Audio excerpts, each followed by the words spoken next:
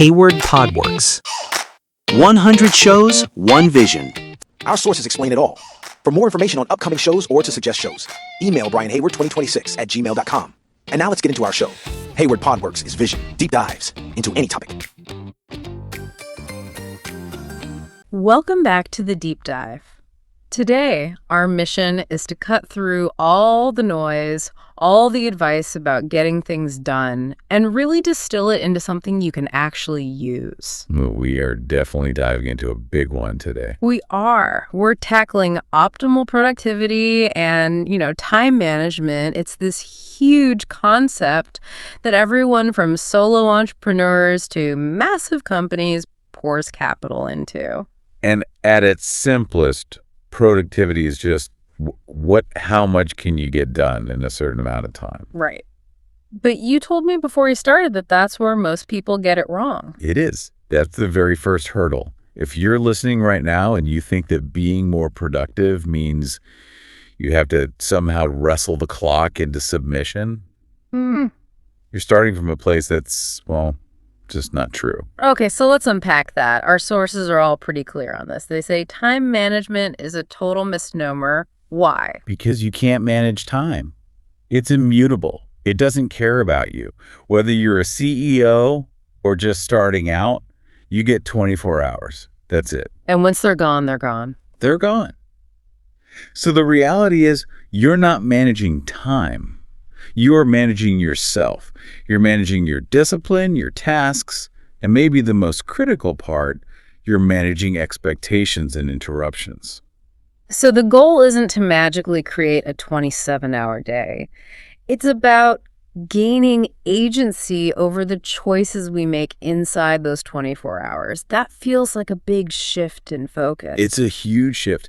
And the second you start focusing on self-management, you realize there's no magic bullet. There's no one-size-fits-all. You have to find your own groove. Exactly. What works for a super detail-oriented person is going to feel like a cage to a big-picture thinker. The system has to mesh with who you are. And before we even touch systems, we have to talk about the big one. The productivity killer everyone thinks is a superpower. Multitasking. Multitasking. It's the great con artist of the modern world.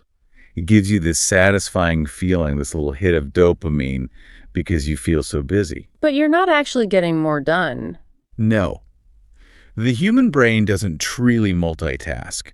What it does is switch contexts very, very rapidly. And every single switch comes with a cognitive cost. That switching cost, is that where the errors come in? Precisely. You juggle three things at once, you dramatically increase your chances of making a mistake in all three. Then you have to do them over. The research is clear. It actually takes you longer to finish tasks because you're constantly backtracking. So the real foundation here is intense single-task focus.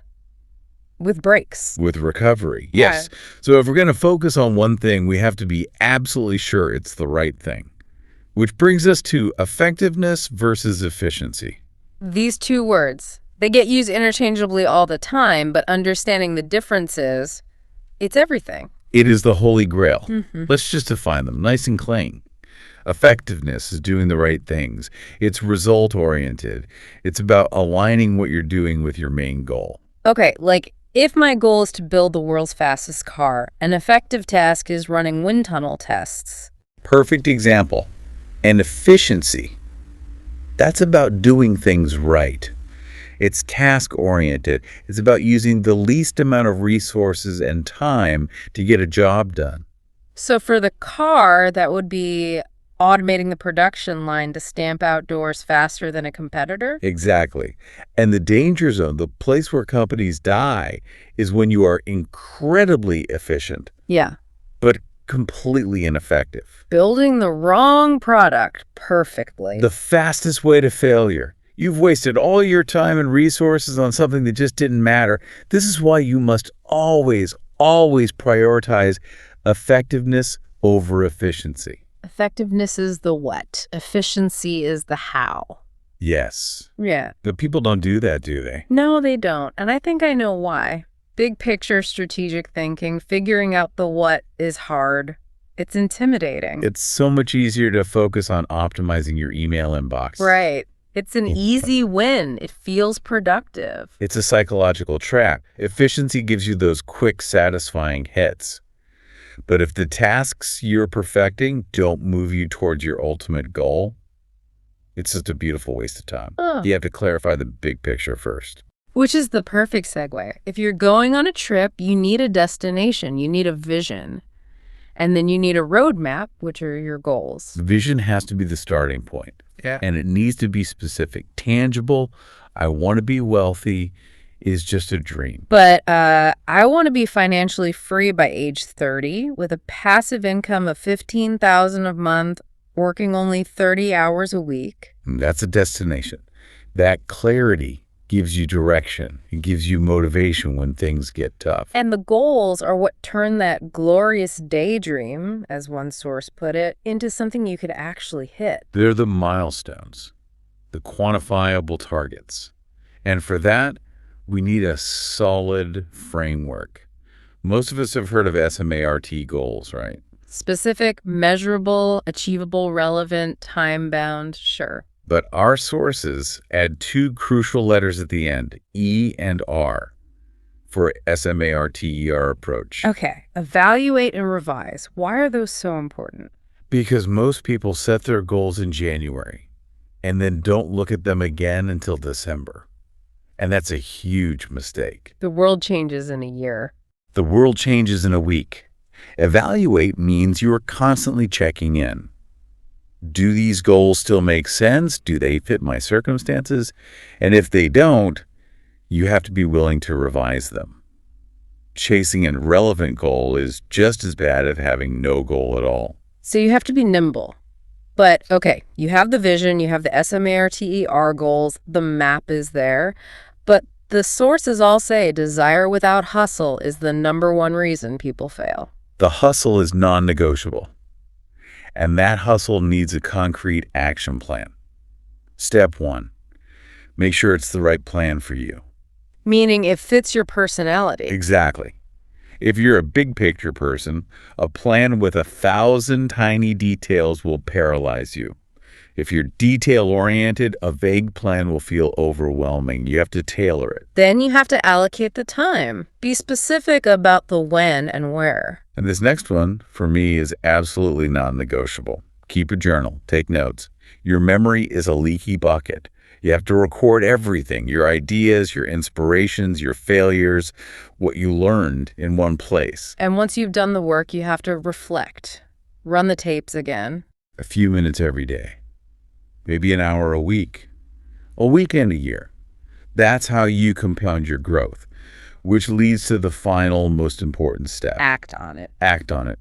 There's something our sources call the law of diminishing intent. Okay, what does that mean in plain English?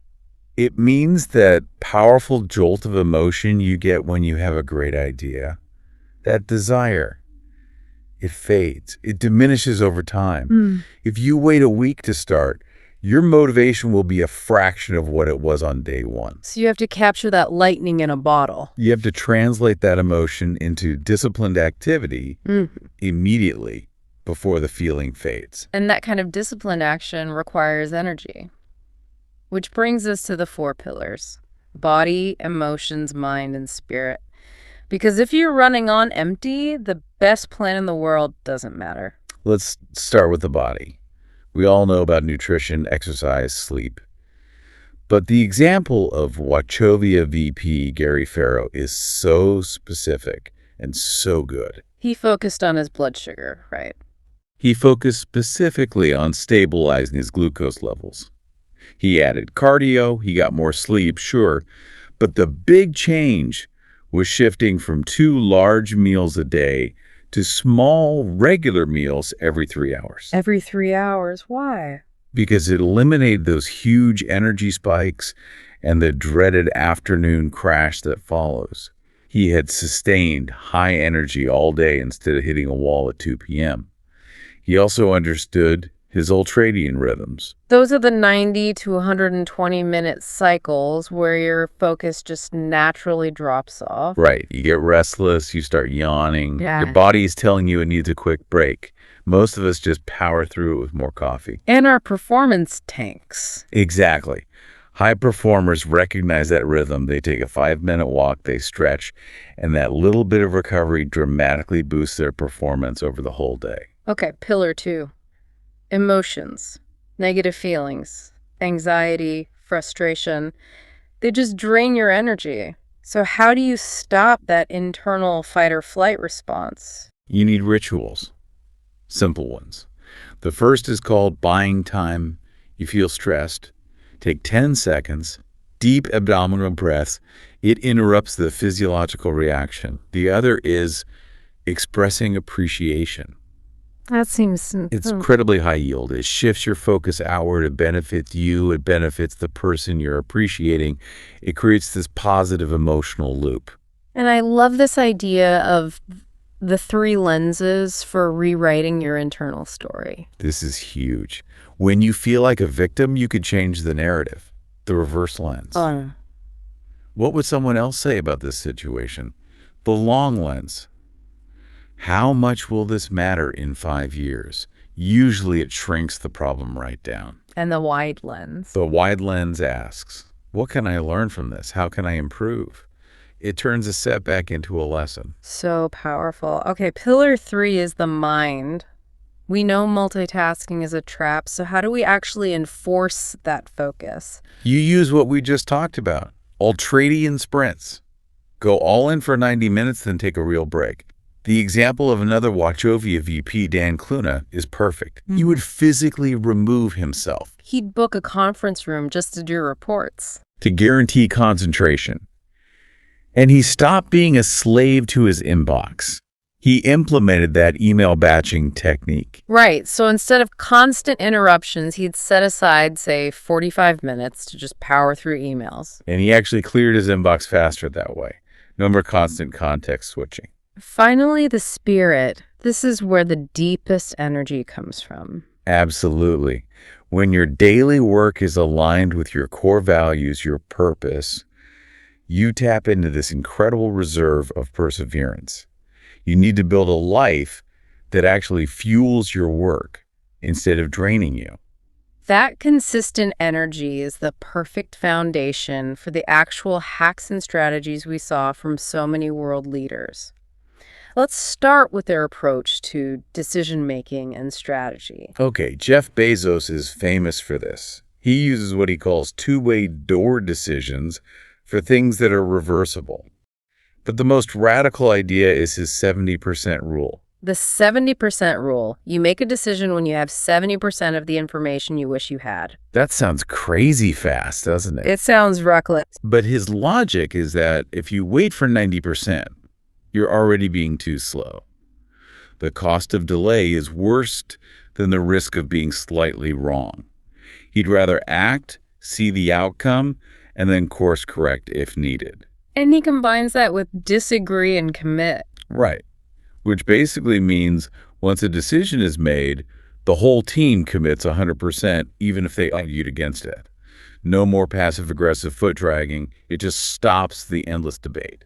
Let's shift to time structuring, creating those focus zones. Jack Dorsey is a great example. When he was running 2 massive companies, he used day themes. Mondays were for management, Tuesdays for product, and so on. So if an interruption came up, he knew exactly what mindset to snap back to. It minimizes that switching cost. And then you have Dustin Moskovitz from Facebook with his no meeting Wednesdays, an entire day blocked off for deep, focused work. The message is just protect your strategic time like a fortress. Completely. Carlos Ghosn and Nissan limited non-operational meetings to 90 minutes, period. And Sheryl Sandberg, I love her email rule. She said, I would rather give a short, quick, incomplete answer than wait. Because speed of communication is often more valuable than perfect prose. And then there's deep work. Bill Gates carves out huge chunks of time for it. Gary Keller, the founder of Keller Williams, blocks the first few hours of every single day for his One thing. And that one thing is so powerful. It's the one task that, by doing it, makes everything else easier or unnecessary. Until that's done, nothing else gets his attention. But that protection also means disconnecting. It has to. YouTube CEO Susan Wojcicki has a hard rule. No email between 6 p.m. and 9 p.m. You need that downtime for interesting ideas to even bubble up to the surface. Okay, let's run through a few quick daily tactics people can use. Number 1, the hardest task first. Your willpower is highest in the morning. Use it on the thing you're dreading. Get it done. It changes the entire tone of your day. And if you're feeling totally overloaded, you need leverage. Leverage comes in 3 flavors: duplicating, improving what already works, technology automating repetitive tasks, and outsourcing, delegating non-core tasks on platforms like Upwork. And for just prioritizing the day's list, what are the proven methods? There are 2 classics. First, the Ivy Lee method. It's over 100 years old. List 6 tasks for tomorrow, prioritize them, and then work only on number 1 until it is finished, and move to number 2. So simple, so effective. And the second. The Pomodoro technique. Break your work into intense 25-minute intervals with a mandatory 5-minute break in between. It's great for fighting procrastination on big projects. And we can't forget the fuel. A low glycemic diet is key, right? It's all about keeping that blood glucose steady. So, yeah, leafy greens, nuts, seeds, lean proteins like salmon. If your body is stable, your mind can maintain focus for so much longer. And we have to talk about email clutter. Elliot Weissbluth's inbox zero rules. They're aggressive. They have to be. Unsubscribe from everything you don't truly need. Delete messages. If it's important, they'll follow up. And don't bother filing. Just use the search bar. The goal is to stop letting your inbox be a constant source of mental drain. It really all comes back to that one core idea, doesn't it? Every hack, every strategy, it's all about removing the clutter and the chaos. It is. And the final piece of research we looked at just nails this point home. It can take up to 25 minutes to regain deep focus after a single interruption. 25 minutes. Think about that. 4 interruptions an hour, and you've basically lost the entire hour for any kind of deep work. Your number 1 job is to build the walls and enforce the boundaries. So what you've learned today isn't just about speed, it's about being effective, and it's about strategic self-care. Working 24/7, skipping sleep, eating poorly, it's not a badge of honor, it's counterproductive. It absolutely backfires. And as you go forward, we want you to change how you think about failure. A setback isn't a mistake to dwell on, it's a mandatory learning experience. Success isn't about hours logged. It's about the quality of ideas and the intensity of focus you brought to those hours. So with that in mind, ask yourself this question. What is one negative story you've been telling yourself about a recent failure or a setback that you can reframe right now using one of those 3 lenses, the reverse, the long, or the wide? That small shift in perspective might be the most productive thing you do all week. Hayward Podworks. 100 shows, 1 vision. All right, this is Hayward Podworks, and that's today's episode. If this helped you, do me a favor, hit follow, leave a quick rating, and share it with one person who'd get value. Want the extras, links, and new drops? Check the show notes. Until next time, stay sharp, stay consistent, and keep building. Hayward Podworks. We'll talk soon.